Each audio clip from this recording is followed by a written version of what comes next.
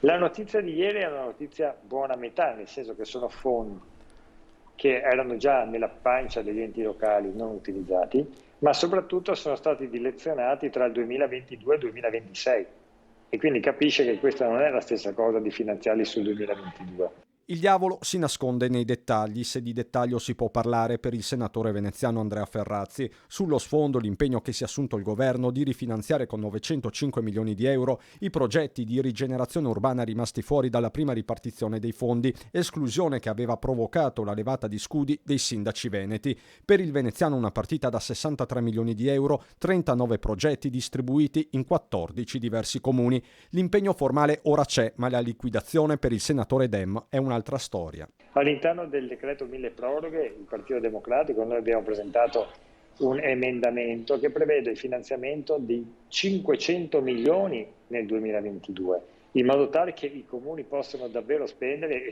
andando avanti con i progetti. I soldi servono subito, non da qua al 2026, perché altrimenti i comuni rischiano di non poter portare a casa i progetti.